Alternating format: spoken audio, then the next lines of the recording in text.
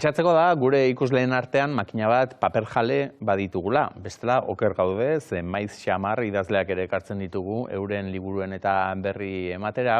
Eta paper jale horiek, badakizue ongi aski, sarean ere lehendik badituzuela, hainbat agerkari, literaturaren gainean eta ari direnak, baina baduzue sare sozial bat aurrerantzean ere zuen artean elkarren berri izateko, eta horren gainean hitz egiteko hain zuzen ere, gonbidatu dugu Mikel Gartzia, arratsaldeon. Kaixo, Arratsaldeon.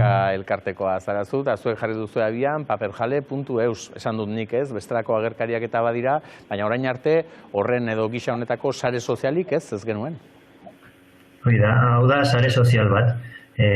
Badago tradizioa handiagoa den bat, Amazonen menpekoa den Goodreads, baina jende asko ez du ezagutzen, orduan zuzenean segurazki paperjale deskubrituko dute, liburuen portadak ikusi ditzakete eta irakurrita baldin badukate, batetik bostera izarrak eman, eta iruzkinak edo kritika egiteko aukera, eta horrela bai.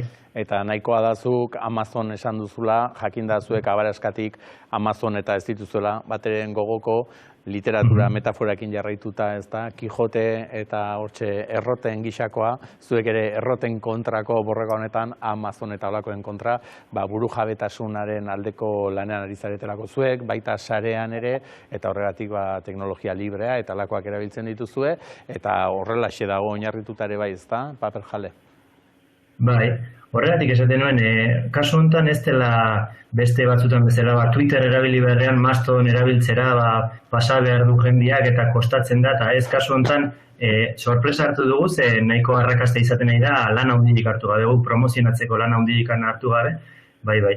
Eta softwareak izena du berez Bookworm izena du, da software bat irekia eta Google Libreki hartu duguna eta zerbitzari batean jarri duguna, Zumaia nahi justu, dela gutxi Zumaia aipatu duzue programan, hor dago makina martxan, eta bai, ez du importa 40 erabiltzaile edo 200, berdin funtzionatuko du, beraz. Horregira jendia, gaur goizian, 8 erabiltzaile berri hurbildu dira adibidez. Begira, batzuk gehiago badiren gaurko elkarrizketa eta gero, zuk zer horrek ere aipatu dituzu batzuk ez da, Twitter, Mastodon eta aipatu behar da gainera, hoien bidez ere parte hartu daitekela paper jalen, alegia ez dagoela bertan alta edo eman beharrik edo ez dela bata eta beste eskluyentea, ez? Bide horietatik ere sartu gaitezkela onaino. Bai, hori Mastodon eta erabiltzen dutenek posible izango dute jarraitzea paperjaleko erabiltzaile bat edo horrela. Eta zerbait esaten duenen abisua jasotzea Mastodonen, bertatik erantzun eta Baina liburuak eta komentatu nahi baldin baditu, orduan bai, logiko analitzateke paperjalen erabiltzaile normal bat sortzea eta hortik funtzionatzea. Hori da, esan dugu ze aukera ematen dituen. Batetik zerrenda bat osatu dezakezu, ze liburu irakurri behar dituzun edo irakurri dituzun, hartara baldin badakizu edo erreferentziako kide bat baldin baduzu esan ez, gusto beretsua daukagu eta honi gustatu bazaio, niri ere gustatuko zaite da.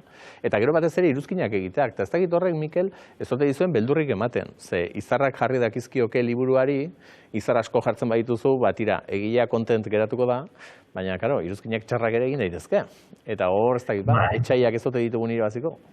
Errespetuz egiten baldin bada, iruzkin txarrak ere eman daitezke. Nik pertsonalki liburu bat komentatzen dut, gustatzen zaidanean. Ez da hori menoi gertatzen zaigu, sare sozialak aparte, liburu bat irakurtzen duzunean, gustatu baldin bazaizu, barrutik ateatzen zaizu, ondokuari proposatzea, ez? Hori irakurtzea, zezuk badakizu paper horietan zer dagon, eta badakizu besteak ez baldin badiozuzuk abisatzen, hori galduko duela.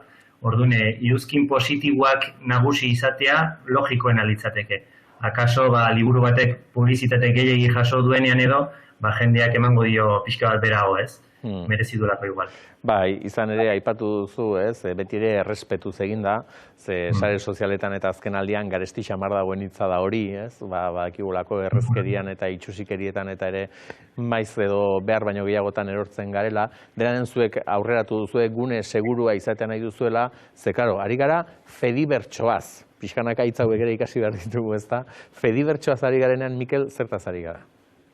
Bueno, fedibertsoa litzateke, sare sozial alternatibo hauen, unibertso moduko hori, ez? Unibertso federatu bat, beraien artean interaktuatzeko gaitasuna dakatenak. Baina esan bezala, paperjale bere baitan ulertuta bakarrik, hau izango litzateke instantzia bat, eta software librekin eta izaten da deszentralizazioa, zerbitzari txikiagoa, komunitate txikiagoak eta horrek esan nahi du, administratzaileok gertukoagoak izaten garela. Orduan, interneten zuk esan duzu bezala oso erresa da, erabiltzaile anonimo bat sortu eta asko pentsatu gabe edo kontu zibili gabe idaztea eta horrelako sare sozial txikiagoetan moderazioa posible da eta gainera ardura da, ez?